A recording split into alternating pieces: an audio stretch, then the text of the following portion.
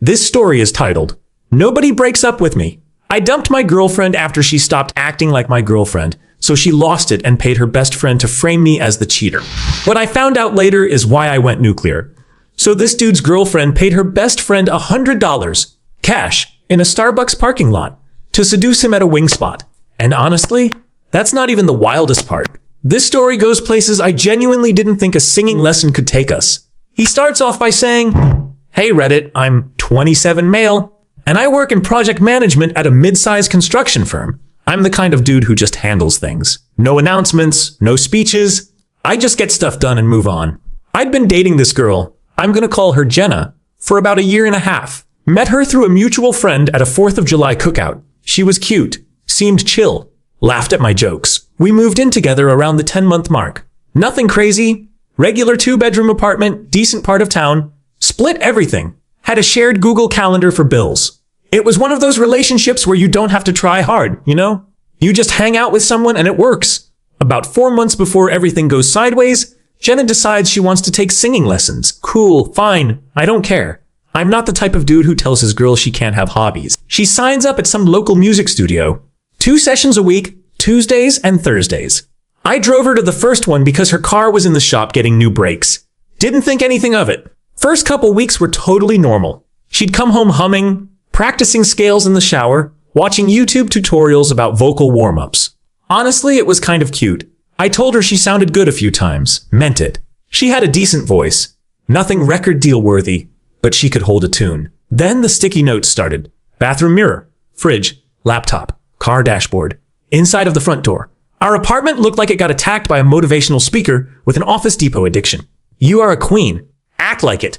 Boss babe energy only. The universe has big plans for you, queen. She joined a Facebook group called Women Who Rise and started posting about outgrowing people who no longer serve your journey. She'd known me 18 months and suddenly I was a phase she was graduating from.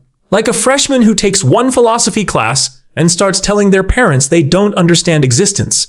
At the same time, the singing lessons started running late. First 30 minutes, then an hour, then one Thursday. She didn't come home until almost midnight, and she got secretive. Phone angled away from me in bed like she was guarding state secrets. Stopped being affectionate. No more random kisses when she walked by. She'd sit in the chair across the room instead of next to me on the couch. If I asked, "You coming to bed?" it was always later. Later never came. Later was a myth. Later was Santa Claus for adults in dying relationships. Look, I'm not stupid. I'm not the type of dude who checks his girl's phone, tracks her location, goes through her DMs like some insecure stalker. That's not my style. But I notice stuff. I pay attention. And what I was noticing was a pattern that screamed something is really, really wrong here. I asked about the late lessons once. She said, "It's a class, babe. There are other people in it." That tone. That "don't question me, I'm evolving and you're not" tone. I nodded and went back to the TV. But in my head, none of this was adding up. Not even close. Here's the thing about me. I don't spiral. I don't start arguments at 2 in the morning. I don't beg for explanations. I just decide. Quietly. On my own. So I made my decision. Saturday morning, I woke up before her, made coffee, sat down at the kitchen table. Apartment was quiet except for the fridge humming, and I think the upstairs neighbors had their TV on, but whatever. Sunlight coming through the kitchen window, hitting 3 different sticky notes on the wall behind Jenna's empty chair. You deserve everything. I read all 3 while I waited. Sipped my coffee. Waited some more. Jenna came out around 9, still half asleep, robe untied, green face mask cracking on her face. She didn't look at me, went straight for the coffee, walked right past me like I wasn't even there. I let her get the mug, let her pour the coffee, let her take the first sip. Then I just said it. "Hey, sit down for a sec. I think we should break up." Dead silence. Jenna froze. Coffee mug halfway to her mouth. Green face mask cracking. She was staring at me like I just told her the earth was shaped like a triangle. She sat down across from me, sticky notes glowing right behind her head, and started with the whole, "What? Why? Where is this coming from? Things have been so good." I didn't flinch. Sipped my coffee. Things haven't been good for a while, and I'd rather leave now than wait for it to blow up in my face. She kept crying, shaking shoulders, doing the whole can't catch her breath thing. And then she said it. "Is this because of what I did?" I stopped. Everything in my brain just stopped. I set the mug down real slow. 5 words she didn't mean to say out loud. 5 words that took every suspicion, every gut feeling, every alarm that had been going off for months, and confirmed all of it at once. I felt it in my chest first. Then my jaw tightened. Then my hands went still on the table. My instincts were right the whole time. Not once did they steer me wrong. What did you do? You could see it on her face. She just outed herself. Nobody accused her of anything, and she still confessed. Speed ran her own downfall and didn't even realize it until the words were already out. She backpedaled. What? No, nothing. I didn't do anything. I just thought, why are you breaking up with me then? I just looked at her. Calm. Steady. That look a dad gives a kid standing next to a broken vase saying, I didn't do it. Jenna, what did you do? She tried to flip it. Are you seeing someone? Is there another girl? Who have you been talking to? Full deflection mode. Answering a question with like 14 questions. I didn't take the bait. Didn't get defensive. Didn't list evidence. Just leaned back and kept it simple. I don't do drama, Jenna. If you're not giving me what I expect from a partner and I'm not getting what I need, why are we together? That's it. That's the whole thing. I don't need a reason beyond that. Cold? Maybe. But it's the truth. In a world full of dudes who stick around hoping things magically fix themselves, I chose myself. That's not cold. That's smart. Jenna went from crying to furious in about 4 seconds. Stood up. Slammed her hands on the table hard enough to rattle both coffee mugs. And then she hit me with the most unhinged line I've ever heard in my life. Nobody breaks up with me. Nobody. We'll talk about this later when you've calmed down. When I've calmed down. Brother. I was sitting there drinking coffee like it was a regular Saturday morning. I was literally the most relaxed person in the room. But sure, Jenna, I need to calm down. She stormed off to the bedroom, slammed the door so hard a sticky note fell off the hallway wall, and I could hear her on the phone within seconds, crying to someone. Probably her mom. Probably already spinning the whole story into, he just attacked me out of nowhere. I don't know what happened. I've been such a good girlfriend. The victim version was already being written. I finished my coffee, rinsed the mug, set it in the drying rack, and started packing my stuff. Not in a rush, not panicking, just steady. Box by box, drawer by drawer. I'd already been mentally checked out for like 2 weeks at that point. This was just making it official. I folded my clothes, stacked my books, unplugged my PlayStation, took my good chef's knife, the one I'd bought myself, and left the cheap one she'd picked up from Target. Pause. All right, guys, I gotta stop here because what this man just did, this is the part most dudes get completely wrong. He didn't wait for proof. He didn't wait for a confession. He didn't camp out in a parking lot trying to catch her in the act like some sad detective in a bad movie. He paid attention to how the relationship felt, and when it felt wrong for long enough, he bounced. That's it. And look, I know some of y'all are sitting there like, but what if he was wrong? What if she wasn't cheating? Doesn't matter. Read that back. She wasn't showing up as a partner anymore. The affection was gone. The respect was gone. She was treating him like furniture. You don't need a screenshot of her in another dude's bed to know you deserve better than that. You're allowed to leave just because you want to. Back to the story. I moved my stuff to my boy Derek's guest room. No scene, no social media posts, no trash talking Jenna. Just quietly moved out and started looking for my own place. Clean break, or at least that's what I thought. About 5 or 6 days later, I'm at a wing spot with my crew. Derek, Travis, and Mike. Thursday night. Game on. Wings. First time in months I actually felt like myself. Then this girl walks in. Alone. Scans the room slow. Not the way someone looks for a table. More like someone looking for a specific face. Her eyes land on our section. She adjusts her hair and walks over. Kayla. Jenna's friend. We'd met a handful of times at group hangouts. She stops at our table looking surprised. Eyebrows up, hand on her chest. Oh wow. Small world. Casual. Almost too casual. Like she rehearsed it in the car. Derek scooted over. She sat down, ordered a water, made small talk. Then the questions shifted. How are you holding up? After everything? I said I was fine. She glanced at her phone under the table. Quick, like checking a text she'd been waiting on. Are you seeing anyone yet? Way too personal. Way too soon. I gave a short answer and watched her check the phone again right after. Like she was relaying my answers in real time. Something cold crawled up the back of my neck. Then she leaned in. Can I talk to you for a sec? Somewhere quieter? Travis gave the smallest head shake. I stood up anyway. Walked her toward the hallway near the restroom. She started saying something about wanting to check on me. I let her talk for like 30 seconds, then cut through it. Calm. Eye contact. Who put you up to this? Her face changed. Mouth opened. Closed. What? Nobody. I just ran into you. Kayla. She pulled her phone against her chest like a shield. I'm just trying to be a good friend. Whatever this is, I'm not doing it. Go home. She stood there 1 second, then walked out fast. Not running, but close. Didn't say goodbye. The door swung shut and the wing spot went back to being a wing spot. I sat back down, picked up a wing. Mike leaned over real low. That felt planned. I chewed, swallowed. Yep. Nobody asked questions. We went back to the game. I was so incredibly wrong to think it ended there. 2 hours later, Derek's place. Brushing my teeth, getting ready for bed. Phone rings. Jenna. My thumb hovered over decline for a few seconds, but curiosity won. Same thing that makes you slow down past a car wreck. Before I could even say hello, Jenna was screaming. Full volume. The kind of screaming that makes you hold the phone away from your ear and check if your eardrum is still intact. The neighbors probably thought someone was getting attacked. No, someone was being accused of something I absolutely did not do. How could you do this to me? You took her back to your place? Kayla told me everything. She said you were all over her at the wing spot. You had your hands on her waist. You bought her food all night. You walked her to her car. That's why you wanted the breakup. You're disgusting. I knew it. I always knew it. I stood there in Derek's bathroom, toothbrush hanging from my mouth, toothpaste dripping down my chin, staring at myself in the mirror, just trying to process what was happening. Like, my brain was trying to understand how a woman who personally set up a honey trap, planned it, funded it, sent it out the door, was now accusing me of falling into it. She planned the trap. It failed. And now she's mad I supposedly took the bait? On what planet does that make sense? I tried to get a word in. Jenna, I didn't. What are you? I literally rejected her. Jenna. But she wasn't listening. Full meltdown mode. She'd taken Kayla's failed mission, a mission she put together, and somehow flipped it into proof that I was cheating. Her own failed setup became her evidence. That's not just denial. That's a whole new level of delusional. She hung up. I texted once. I didn't touch Kayla. She showed up. I told her to leave. She left. Ask anyone who was there. 3 witnesses. Sent it. Put the phone down. Went to bed. Facts, not feelings. I was woken at 1:30 in the morning by something hitting the front of Derek's house. Small, like a pebble against siding. Then another. Then another.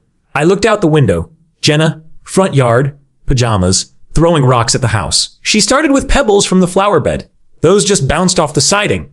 Then she moved up to rocks from the landscaping border. Those actually made noise. She was screaming the whole time. Come out here! Face me like a man! You're a coward! You're a cheater! You ruined everything! I told her through the window to stop. To go home. That she was going to get herself in trouble. She responded by picking up a bigger rock. This woman was leveling up her ammo in real time like she was in a video game. She hit the door. She hit the windows. I called the non-emergency line.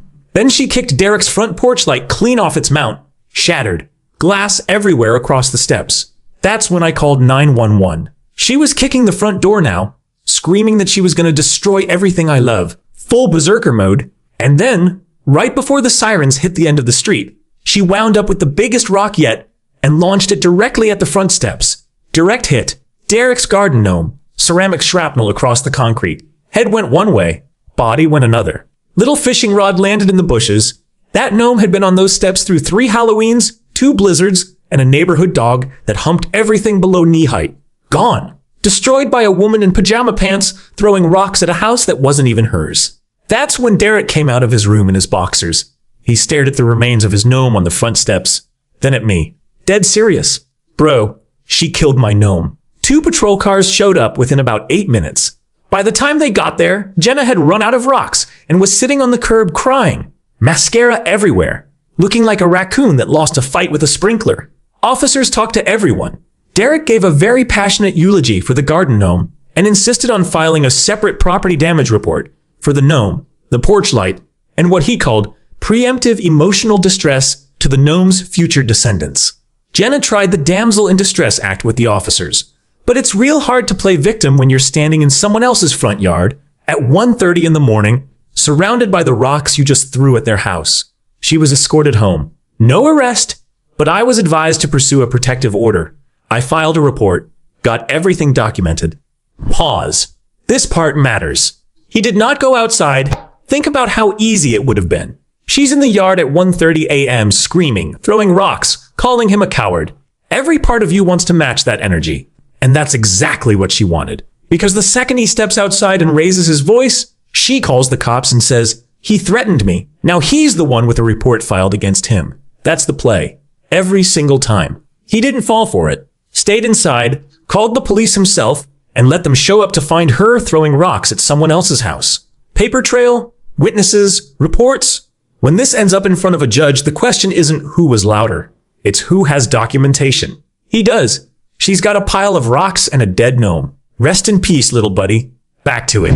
3 quiet days. I found a new apartment, signed the lease, started moving in. Sleeping great, eating right, hitting the gym. That post-breakup clarity was hitting different. Felt lighter, like I'd been carrying dead weight for months, and didn't even realize how heavy it was until I finally put it down. Then Kayla called.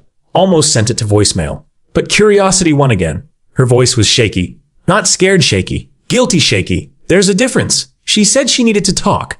Said it was about Jenna. Said, "You need to hear this." Against my better judgment, I agreed. Public place, daytime, coffee shop, people everywhere. Kayla was already there when I showed up. Looked rough, eyes red, hands fidgeting. We sat down and she got right into it. Jenna had paid her $100, cash, Starbucks parking lot, like a drug deal, to go to that wing spot and hit on me. The plan was to flirt, get me to engage, maybe snap a photo of us looking cozy, and bring it back to Jenna as proof I was a cheater. That way Jenna could flip the whole story, play the victim, and never answer for her own stuff. $100. That's what my relationship was worth to Jenna. Couldn't even spring for $200. Discount manipulation, dollar store betrayal. Then Kayla dropped the real bomb. Jenna had been cheating on me for months, pretty much since the singing lessons started. Maybe even a little before. With her vocal coach, some dude named Brandon. She paused there, took a shaky breath. He's not exactly... She trailed off, rubbed her face, started again. He thinks he's gonna be famous. Like, genuinely believes it. Does open mics at coffee shops where nobody's listening? I said nothing, just waited for the full picture. He drives a Volkswagen Jetta. Pause. With a bumper sticker. Longer pause. That says, "Music is my love language." I almost spit my coffee across the table. A Jetta. With a bumper sticker. A grown man who unironically puts a bumper sticker about music on a Volkswagen Jetta and thinks that's a personality. This is who she threw away a real relationship for. A dude whose entire identity was an acoustic guitar, a dream, and probably a SoundCloud account with 14 followers, 12 of which were bots. Brandon was the vocal coach who turned lessons into extra practice session that conveniently always ended around midnight. The whole queen empowerment sticky note phase? All Brandon. One of those dudes who tells women they're goddesses and the universe chose them for greatness. That fake deep garbage that works on people who confuse flattery with actual connection and compliments with commitment. Kayla said she'd known for a while but didn't say anything because Jenna was her best friend. Classic move. See something, say nothing, then feel guilty about it when everything blows up. But after the wing spot setup and watching Jenna throw rocks at a house while I just handled everything calmly, she couldn't carry it anymore. I'm sorry, I shouldn't have gone to the wing spot. I took the money and I shouldn't have. But you didn't deserve any of it. None of it. I sat with all of that for a minute, processing it in real time. The singing lessons, the late nights, the changed passwords, the sticky notes, the midnight group dinners. Every red flag I'd noticed, every gut feeling, it all connected to one ugly truth. She wasn't finding herself. She was with some other dude the entire time and making me feel crazy for questioning it. And she had the nerve, the absolute nerve, to send her friend to frame me for cheating, to cover her own tracks, to protect her own lie. That's not just cheating. That's a whole operation. A conspiracy with a budget and a timeline. But I didn't lose it. Didn't break down. Just nodded slowly, said, "Appreciate you telling me," and drank my coffee. The cheating confirmation was just the receipt for a meal I'd already walked out on. It backed up every instinct I'd had, but it didn't change anything. Not one thing. I was already gone, already moving forward. Kayla asked me not to tell Jenna, she told me. I told her I had zero intention of ever speaking to Jenna again about anything, so her secret was safe by default. We went our separate ways. I went home, thought about it for maybe 15 minutes, then went to the gym, cooked dinner, and watched a documentary about deep sea fishing. Moved on, like an adult. 2 days later, Kayla called again. This time she was crying. Hard. Said Jenna found out about the coffee shop meeting. Someone spotted us together and told her. Jenna was losing her mind. Demanding a 3-way sit-down, threatening to destroy Kayla's reputation, tell everyone she was a backstabber, post stuff about her online. Kayla begged me to just do it so Jenna would leave her alone. I said no, flat out. I'm not doing a sit-down with my ex and the girl she paid to seduce me. That's not a conversation, that's a reality TV audition. Hard pass. Kayla kept pushing. I felt bad for her. Genuinely. But I also knew this was not my circus. And those were definitely not my monkeys. Then Kayla said the thing that changed the math. She's saying she's going to come to your apartment. She's been asking everyone for your new address. That got my attention. New apartment. Fresh start. Jenna didn't have the address. Or at least she shouldn't have. But I mean, I'd watch this woman throw rocks at a house at 1:30 in the morning and murder a garden gnome in cold blood. Tracking down an address was nothing for someone with that level of crazy. So I agreed. Not to a phone call, in person. All three of us. Same coffee shop, broad daylight, and if anything went sideways even a little bit, I was calling the police. Those were my terms. Pause. Bro, you were doing so good. You had the protective order paperwork basically warming up on your desk. You had 3 clean police reports. You were eating steak on Thursdays and watching fishing documentaries. Life was beautiful. And then this man said, yeah, sure. Let me go sit down with my cheating ex and the girl she literally hired to set me up. That's like escaping a burning building and then going back inside because someone said the fire wants to talk things out. My guy, the coffee shop is not a courtroom. Nothing good has ever come from a 3-way sit down at a coffee shop. Nothing. In the history of coffee shops. But fine. He went. Let's see how this plays out. Next afternoon, I walked in, Jenna and Kayla already seated, not talking. The most uncomfortable silence I've ever walked into. Jenna, furious, arms crossed, jaw clenched, leg bouncing like a jackhammer. Kayla, terrified, eyes red, hands wrapped around a coffee she hadn't touched, shoulders pulled in like she was trying to disappear into the chair. The barista already had one hand near the phone. Even the dude with the MacBook in the corner lowered his screen to check out the tension. You could feel it in the room. Heavy. I sat down, didn't order anything, just looked at both of them and waited. This wasn't my show. Kayla spoke first, trembling, voice cracking. She opened her mouth, closed it, opened it again, looked at Jenna, looked away fast, looked down at her hands wrapped around that untouched coffee cup. Then she started talking. She told Jenna, right there, face to face, that nothing happened at the wing spot, that I rejected her within minutes, that she'd been paid to go there. She kept stopping. I'm sorry. I know you're going to hate me for... She'd stop, wipe her eyes, push forward. She admitted the whole setup, the $100, the plan, all of it. Then she took a shaky breath, looked at Jenna one more time. Jenna's face was absolute stone, not a flicker, just ice. Kayla looked away and said the part that mattered. But I can't. Jenna, I can't keep... She stopped again, wiped her eyes with the back of her hand, started over. He deserves to know. About Brandon. About everything. Her voice cracked on everything. You've been cheating on him for months and then you sent me to frame him for cheating so you could play the victim. I tried to tell myself it wasn't that bad, but it is. It's insane. And I couldn't be part of it anymore. I felt sick about it. I'm sorry. I know you hate me, but he needed to hear it. The coffee shop went dead quiet. A guy at the next table lowered his newspaper. The barista stopped mid-pour. Jenna didn't yell. Not at first. She sat perfectly still for like 5 seconds, then turned to Kayla and said it real low and cold, somehow scarier than screaming. You have always been a jealous, backstabbing little snake. Always. Every guy I've ever been with, you've tried to get close to. You've been jealous of me since high school. Then she picked up her iced coffee, grande, oat milk, because of course, and threw it directly in Kayla's face. Full cup. Ice, liquid, everything. Kayla shrieked. The newspaper guy actually said, "Oh snap," out loud. The barista picked up the phone. Jenna went for Kayla's hair. 0 to world star in 2 seconds flat. I moved fast, got between them. Didn't touch Jenna. Smart. Just physically shielded Kayla and held my arms out as a wall. Jenna was swinging around me trying to reach Kayla, and Kayla was backing up into chairs, knocking over someone's laptop bag. Oat milk coffee dripping from her face onto the floor. I looked at both of them. Jenna with crazy eyes and balled fists. Kayla dripping oat milk and trembling like a wet chihuahua.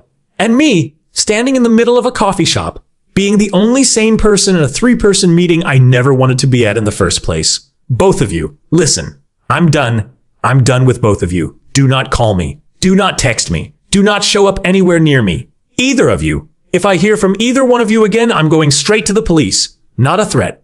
A promise. We're done here. I turned around and walked out. Didn't look back. Not once. Got in my truck, started the engine, and pulled out of the parking lot like I was leaving a regular Tuesday afternoon errand. The barista was on the phone. The newspaper guy was standing up. Someone had their phone out recording. I barely registered any of it. I was already gone. I made it about 7 blocks before something in my rear view caught my eye. Headlights, staying with me through a left turn, Could be nothing. I took another left. They followed. I took a right. They followed. My grip tightened on the steering wheel. Not panic. Just awareness. Not one car. Two. Jenna's white Honda Civic with the cracked taillight she never fixed. And behind that, Kayla's silver Toyota Corolla with a sorority sticker on the back windshield. Both of them. Through every turn. These two women, who were literally trying to rip each other's hair out 15 minutes ago, were now united in following me home. Like a two-car parade celebrating the death of common sense. Neither one using turn signals. My apartment complex came up on the right. I drove right past it. Didn't slow down. Didn't signal. Didn't even glance at the building. Because the last thing you want is two unhinged women knowing exactly where you lay your head at night. That slash tires and cheater keyed into your hood just waiting to happen. I pulled into a well-lit gas station about half a mile past my place. Security cameras on every angle. Parked right under the tallest light pole. Both cars pulled in behind me. Engines running. Headlights on. Staring at me through their windshields like something out of a low-budget horror movie. I locked my doors, kept the engine running, and called 911. Gave the dispatcher both vehicles. Makes, models, colors, plate numbers. I'd memorized Jenna's plates months ago and grabbed Kayla's from the coffee shop lot earlier that day. Because I think ahead, 2 patrol cars, 10 minutes. My name was already in the system from the rock-throwing incident. The pattern was clear. And getting worse. Both women were told to leave right away. This time I didn't wait on the protective order. Monday morning, courthouse, filed against both of them. Jenna for ongoing harassment, stalking, property damage. Kayla because even though her intentions shifted, she'd been part of the original scheme and then followed me home, which crossed a real clear line. Both orders got granted. Temporary at first, then made permanent after neither Jenna nor Kayla showed up to fight them. Probably because whatever lawyer they talked to took one look at the police reports, the witness statements, and my records and said, yeah, you've got zero chance here. Or maybe they just didn't care enough to show up. Either way, same result. Legal boundaries. Backed by law. Stay away or face the consequences. I changed my number. Locked down social media. Made everything private. Blocked Jenna, Kayla, and every mutual who might serve as a pipeline back to me. Told friends and family the situation, so nobody could be used as a backdoor to reach me. My mom was furious. Not at me, at Jenna. She said, I always thought that girl smiled too much. Nobody's that happy all the time unless they're hiding something.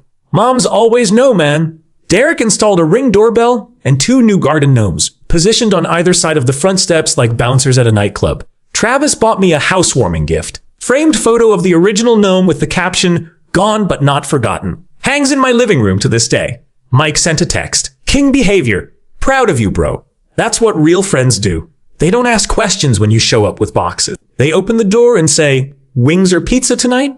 That's brotherhood. Now here's the part where I made my move. See, for about 2 weeks after the protective orders went through, Jenna had been running her mouth to literally everyone. Every mutual friend, every coworker, every person she'd ever met at a barbecue, telling them I was the cheater, that I was controlling, that she had to escape me. Full victim tour. She was posting vague stuff on social media. Some people show you who they really are.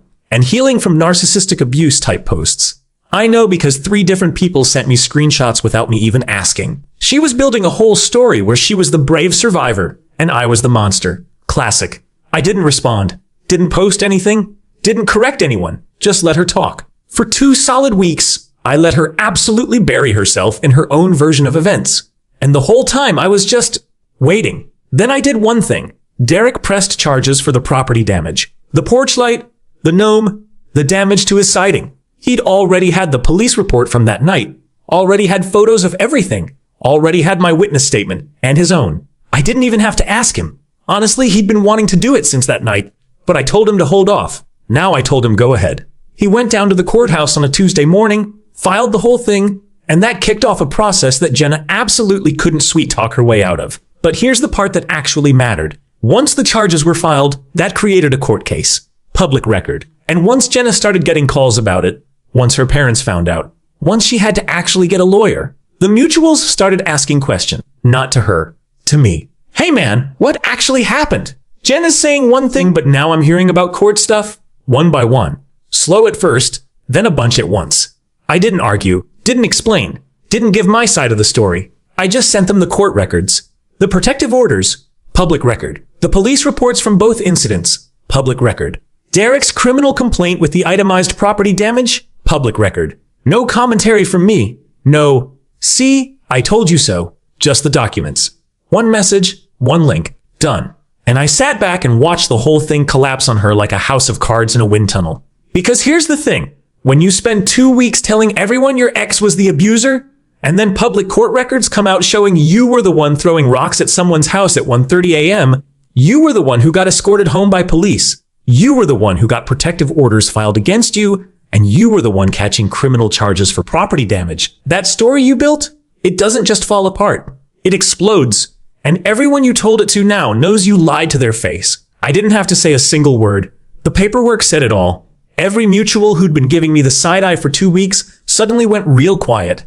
A few of them texted me apologies. I didn't respond to those either. If you believed her without asking me first, we don't have anything to talk about. Jenna ended up having to pay Derek restitution for the porch light and the gnome. Had to take some kind of anger management class as part of a plea deal to knock it down from a misdemeanor. And the best part, the absolute best part, is that she did all of this to herself. Every single piece of evidence that destroyed her reputation was created by her own actions. I didn't make up anything.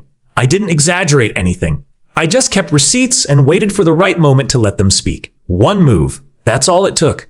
Everything else was just gravity. Last I heard, not because I was looking, just because news travels, Jenna and Brandon broke up like 3 weeks later. Turns out Brandon was also seeing someone else from the singing class. Some other girl who thought she was his special muse. The whole singing studio was basically a soap opera with vocal warm-ups. Brandon's SoundCloud? Still 14 followers. Still 12 bots. The dream lives on. I'm doing great now. New apartment? Clean? Quiet? No sticky notes anywhere except the one on my fridge that says, Steak Thursday, because I've got my priorities straight. Now, before I wrap up, OP dropped something in the comments that I can't stop thinking about.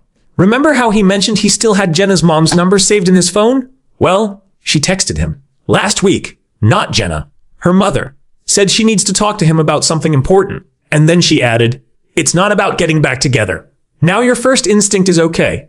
Jenna sent mommy to do the dirty work. Classic. But OP said something about the way it was worded felt different, felt serious, felt heavy. Like this wasn't a, please take my daughter back text. This was something else entirely. He hasn't responded yet. He's sitting on it. And that one line, it's not about getting back together, is keeping me up at night more than anything else in this entire story. Because if it's not about getting back together, then what on earth is it about? OP, whatever is in that message, we need the update. Get in these comments.